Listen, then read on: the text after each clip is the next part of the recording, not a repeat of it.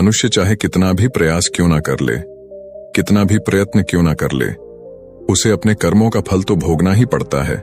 चाहे मनुष्य कितना ही प्रयत्न कर ले, लेकिन वह कभी अपने कर्मों से बच नहीं सकता।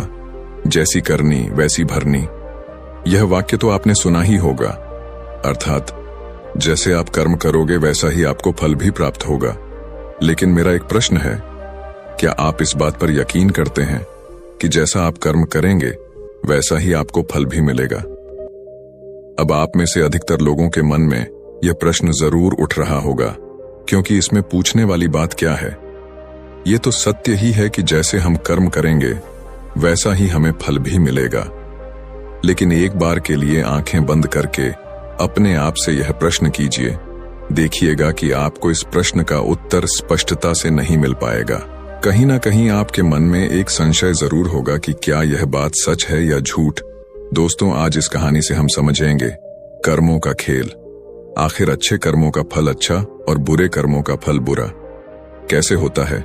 बहुत समय पहले की बात है। किसी गांव में एक बहुत ही ज्ञानी पंडित रहता था। एक दिन वह अपने बचपन के दोस्त से मिलने के लिए दूसरे गांव में जा रहा था। उसका वह दोस्त बचपन से ही गूंगा और एक पैर से अपाहिज था। उस पंडित के गांव से उसके दोस्त का घर काफी दूर था। वहां जाने के लिए बीच बीच में कई सारे छोटे छोटे गांव पड़ते थे। पंडित रास्ते में अपनी धुन में चला जा रहा था। चलते चलते उसकी मुलाकात एक व्यक्ति से होती है। रास्ते में उसे एक आदमी मिलता है जो ऐसा लगता था कि वह किसी का इंतजार कर रहा था, और वह भी पंडित के साथ चलने लगता है। उस आदमी को देखकर पंडित बहुत खुश हो जाता है। उसने सोचा, चलो अच्छा हुआ, साथ साथ चलने से उसका सफर आसानी से कट जाएगा। बात की शुरुआत करने के लिए उस पंडित ने उस व्यक्ति से उसका नाम पूछा तो उसने अपना नाम धर्मराज बताया। पंडित को यह नाम कुछ अजीब सा लगता है, लेकिन उसने नाम के विषय में कुछ और पूछना उचित नहीं समझा। दोनों धीरे धीरे साथ में चल रहे थे। तभी रास्ते में एक गांव आता है। गांव का प्रवेश द्वार आते ही धर्मराज ने पंडित से कहा, तुम आगे चलो, मुझे इस गांव में एक काम है, मैं तुमसे आगे मिलता हूं। पंडित ने कहा, ठीक है। वह आगे रास्ते में चल देता है। कुछ देर बाद उस गांव में खबर फैली कि एक व्यक्ति को सांड ने अपनी सींग में फंसाकर मार दिया है। जैसे ही सांड ने उस व्यक्ति को मारा, ठीक कुछ ही देर में धर्मराज पंडित के पास आ गया और फिर दोनों चलना शुरू कर देते हैं और चलते चलते एक दूसरे गांव के द्वार पर पहुंच जाते हैं। उस गांव के बाहर एक बड़ा और विशाल मंदिर बना हुआ था। वहां पर आराम करने की सुविधा काफी बढ़िया लग रही थी। पंडित के दोस्त का घर अभी वहां से बहुत दूर था और रात भी होने वाली थी। तो पंडित ने धर्मराज से कहा, रात होने वाली है, पूरे दिन चलते चलते थक भी चुके हैं और भूख भी लग रही है, तो यहाँ पर भोजन करके यहीं पर हम विश्राम कर लेते हैं, फिर सुबह के समय आराम से आगे की यात्रा जारी करेंगे। धर्मराज ने कहा, ठीक है, मुझे इस गांव में किसी को कुछ जरूरी सामान देने जाना है, तुम भोजन करके आराम करो, मैं बाद में आकर भोजन कर लूंगा। इतना कहकर वह वहां से चला जाता है। लेकिन उसके जाने के कुछ समय बाद, कुछ ही देर बाद धुआं उठता हुआ दिखाई देता है और देखते ही देखते पूरे गांव में आग लग जाती है। पंडित ने हैरानी से सोचा कि यह धर्मराज जहां भी जाता है वहां कोई ना कोई अनहोनी जरूर हो जाती है, कुछ तो गड़बड़ है इस व्यक्ति में। लेकिन पंडित ने रात्रि में धर्मराज से कुछ भी पूछना उचित नहीं समझा और वे दोनों सो गए। सुबह होते ही दोनों फिर से अपनी यात्रा शुरू कर देते हैं। कुछ देर चलने के बाद रास्ते में फिर से एक गांव आता है। धर्मराज ने फिर पंडित से कहा, आप आगे चलिए, मुझे इस गांव में अपने मित्र से मिलने जाना है, मैं अपने दोस्त से मिलने के बाद आगे रास्ते में मिलूंगा। यह कहकर धर्मराज वहां से चला गया। लेकिन पंडित इस बार आगे नहीं गया। वहीं खड़ा होकर धर्मराज को देखता रहा कि वह कहां जा रहा है और क्या करता है। तभी थोड़ी देर बाद लोगों की आवाज सुनाई देने लगी कि एक व्यक्ति को सांप ने काट लिया है और उसकी मृत्यु हो गई है। ठीक उसी समय धर्मराज फिर पंडित के पास पहुंच गया। लेकिन इस बार पंडित से रहा नहीं गया और उसने धर्मराज से पूछ ही लिया कि तुम जिस भी गांव में जाते हो वहां कोई ना कोई अनहोनी जरूर हो जाती है, क्या तुम मुझे बता सकते हो यह ऐसा क्यों हो रहा है? धर्मराज ने कहा, पंडित जी, आप तो मुझे बहुत ज्ञानी मालूम पड़े थे, इसीलिए मैं आपके साथ चलने लगा था, क्योंकि ज्ञानियों का साथ बहुत अच्छा होता है, परंतु आप अभी तक समझ नहीं पाए कि मैं कौन हूं। पंडित ने कहा, मैं समझ गया हूं, लेकिन मुझे कुछ शंका है। अगर आप ही अपना उपयुक्त परिचय दे दें तो मेरे लिए आसानी होगी। तब धर्मराज ने जवाब दिया कि मैं यमदूत हूं और यमराज की आज्ञा से उन लोगों के प्राण हरण करता हूं जिनकी उम्र पूरी हो चुकी है। हालांकि पंडित को पहले से ही इस बात की आशंका थी, फिर भी धर्मराज के मुंह से यह बातें सुनकर वह घबरा गया। लेकिन वह हिम्मत करके पूछता है कि अगर तुम सच में यमदूत हो तो मुझे बताओ, अगली मृत्यु किसकी है? धर्मराज ने जवाब दिया, अगली मृत्यु तुम्हारे उसी मित्र की है जिससे तुम मिलने जा रहे हो, और उसकी मृत्यु का कारण भी तुम ही बनोगे। ये बात सुनकर पंडित सहम गया और सोच में पड़ गया कि अगर सच में यह धर्मराज यमदूत हुआ तो उसकी बात भी सच होगी और उसके कारण मेरे बचपन के सबसे अच्छे मित्र की मृत्यु हो जाएगी। तो सबसे अच्छा तो यही होगा कि मैं अपने मित्र से मिलने ही ना जाऊं, कम से कम मैं उसकी मृत्यु का कारण तो नहीं बनूंगा। धर्मराज ने मुस्कुराते हुए कहा, तुम जो सोच रहे हो वो सब मुझे पता है, मगर तुम्हारे अपने मित्र से मिलने न जाने से नियति नहीं बदल जाएगी। तुम्हारे मित्र की मृत्यु तो निश्चित है और वह अगले कुछ ही पलों में घटित होने वाली है। महाकाल के मुंह से ऐसी बातें सुनकर पंडित को झटका लगा, क्योंकि महाकाल ने पंडित के मन की बातें पढ़ ली थीं, जो कि एक सामान्य व्यक्ति के लिए संभव नहीं है। अब पंडित को विश्वास हो गया कि यह धर्मराज सचमुच में यमदूत ही है। जब पंडित को यह पूर्ण विश्वास हो गया कि धर्मराज जी यमदूत हैं तो वह घबरा गया। वह अपने मित्र की मृत्यु का कारण नहीं बनना चाहता था, इसलिए वह पलटकर अपने गांव की तरफ वापस जाने लगा। लेकिन जैसे ही पंडित वापस जाने के लिए मुड़ा, उसने देखा कि उसका मित्र तेजी से उसकी तरफ चला आ रहा है, जो कि पंडित को देखकर अत्यंत प्रसन्न दिखाई पड़ रहा था। अपने मित्र के आने की गति को देखकर पंडित को ऐसा लगा कि जैसे उसका मित्र काफी देर से उसका ही पीछा कर रहा है, लेकिन वह बचपन से ही गूंगा था और एक पैर से लंगड़ा भी था। इसीलिए ना तो वह पंडित को आवाज देकर रोक पाया था और ना ही उस तक पहुंच पा रहा था। लेकिन जैसे ही वह पंडित के पास पहुंचा, अचानक ही जमीन पर गिर पड़ी और तुरंत ही उसकी मृत्यु हो गई। पंडित हक्का बक्का होकर धर्मराज की ओर देखने लगा, जैसे कि वह पूछना चाह रहा हो कि आखिर क्या हुआ। धर्मराज पंडित के मन में उठ रहे प्रश्नों को समझ गया और बोला, तुम्हारे मित्र ने पिछले गांव में ही तुम्हें देख लिया था और वे वहीं से ही तुम्हारा पीछा कर रहा था, लेकिन गूंगा और लंगड़ा होने की वजह से वह तुम तक नहीं पहुंच पाया। उसने अपनी पूरी ताकत लगाकर तुम तक पहुंचने का प्रयास किया, लेकिन बुढ़ापे में बचपन जैसी ताकत नहीं होती, इसलिए दिल का दौरा होने के कारण उसकी मृत्यु हो गई, क्योंकि वह तुमसे मिलने के लिए अपनी सीमाओं को तोड़कर तुम्हारे पीछे भाग रहा था। इसलिए अपने मित्र की मृत्यु का कारण भी तुम ही कहलाओगे। अब पंडित को पूर्णतः यह विश्वास हो गया था कि धर्मराज एक यमदूत है और उसका कार्य जीवों के प्राण हरना है। लेकिन पंडित एक ज्ञानी व्यक्ति था। वह यह भी जानता था कि मृत्यु पर किसी का वश नहीं है, सबको एक ना एक दिन मरना ही है। यही सोचकर उसने अपने आप को संभाल लिया। लेकिन अचानक ही पंडित के मन में अपनी मृत्यु के बारे में जानने की इच्छा हुई, इसलिए उसने धर्मराज से पूछा कि जब मृत्यु मेरे दोस्त की होनी थी तो तुम शुरू से ही मेरे साथ क्यों चल रहे थे? यह प्रश्न सुनकर धर्मराज जोर से हंसा और बोला, मैं तो हर पल हर क्षण सभी के साथ चलता हूं, किंतु लोग पहचान नहीं पाते, क्योंकि लोगों के पास अपनी समस्याओं के अलावा किसी और व्यक्ति, वस्तु या घटना के बारे में सोचने समझने या उसे देखने का समय ही नहीं होता। पंडित ने कहा, तो क्या तुम यह बता सकते हो कि मेरी मृत्यु कब, कहां और कैसे होगी?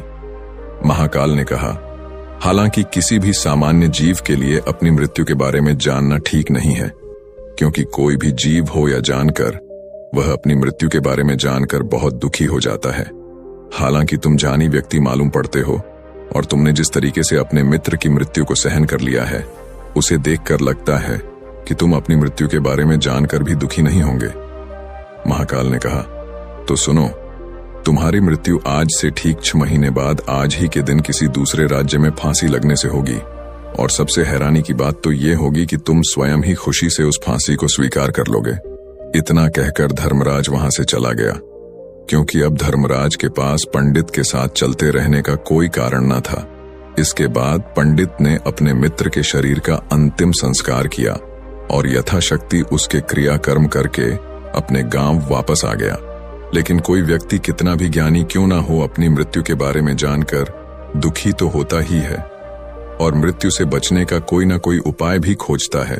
तो पंडित ने भी वही किया, क्योंकि पंडित विद्वान था, इसलिए उसकी पहचान उस राज्य के राजा तक थी। पंडित ने सोचा कि राजा के पास तो कई सारे ज्ञानी मंत्री हैं, वह मेरी मृत्यु से संबंधित समस्या का कोई ना कोई समाधान निकाल ही लेंगे। पंडित यही सब सोचता हुआ राज दरबार में पहुंच जाता है और राजा से सारी घटना के बारे में बताता है। राजा ने अपने मंत्रियों को सारी समस्या बताई और उनसे सलाह मांगी। अंत में सभी ने विचार विमर्श करके कहा, अगर पंडित की बात सही है तो उसकी मृत्यु भी 6 महीने बाद ही होगी, लेकिन मृत्यु तो तब होगी जब वह किसी दूसरे राज्य में जाएगा।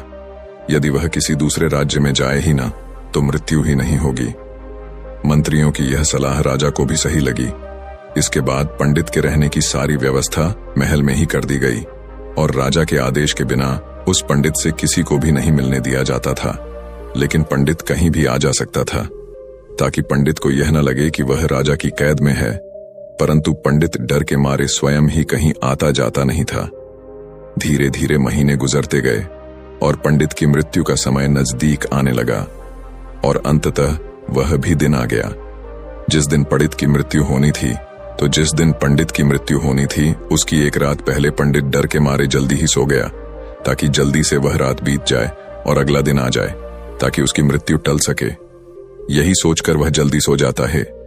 लेकिन पंडित को नींद में चलने की बीमारी थी और अपनी इस बीमारी के बारे में वह स्वयं ही नहीं जानता था।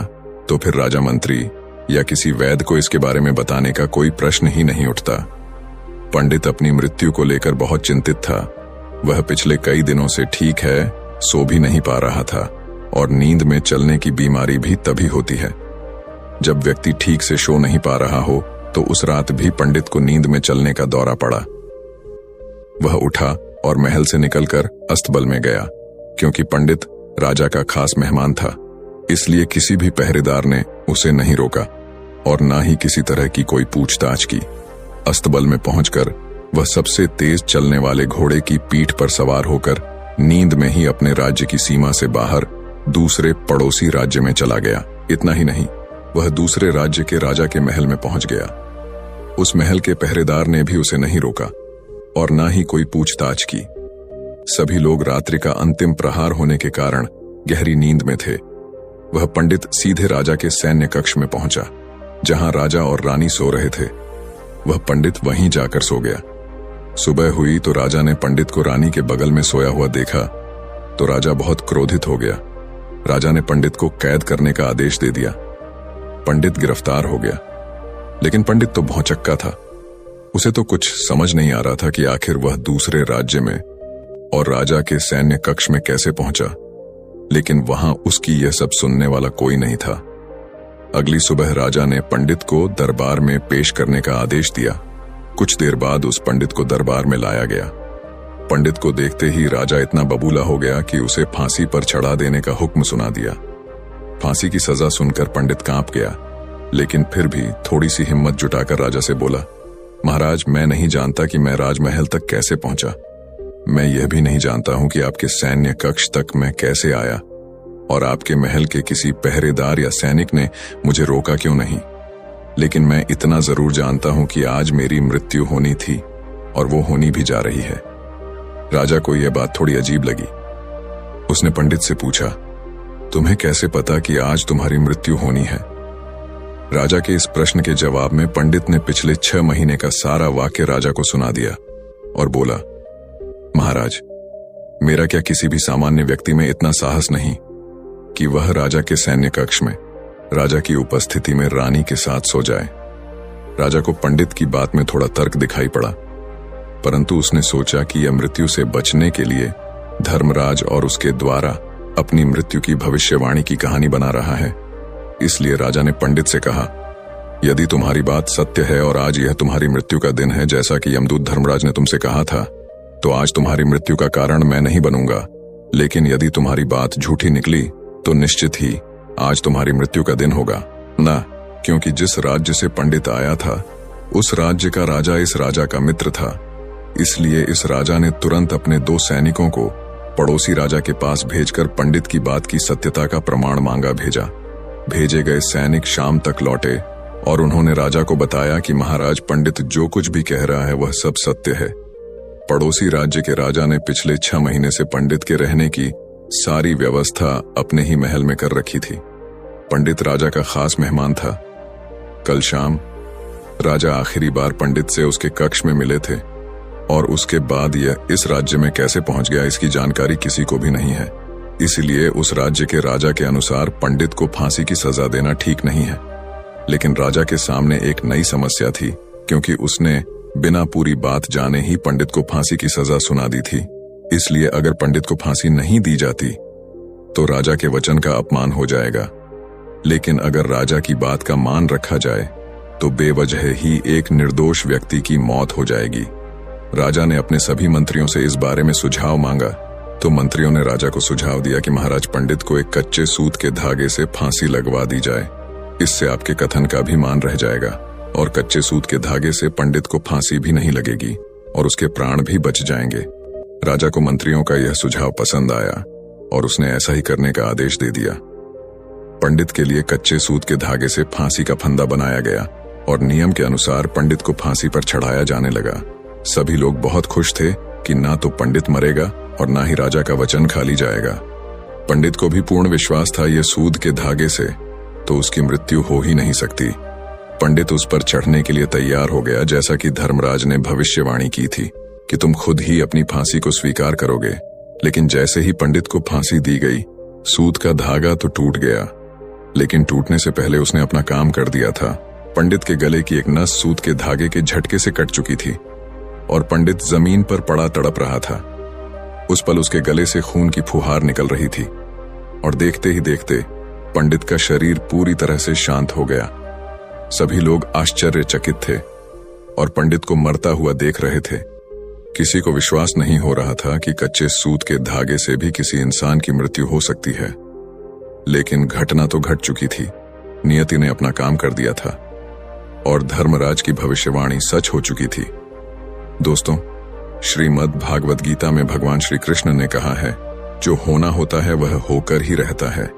हम चाहे कितनी ही सावधानी बरते, कितना ही उपाय कर लें, लेकिन घटना और घटना की पूरी प्रणाली पहले से ही तय होती है, जिसे हम थोड़ा सा भी इधर उधर नहीं कर सकते हैं।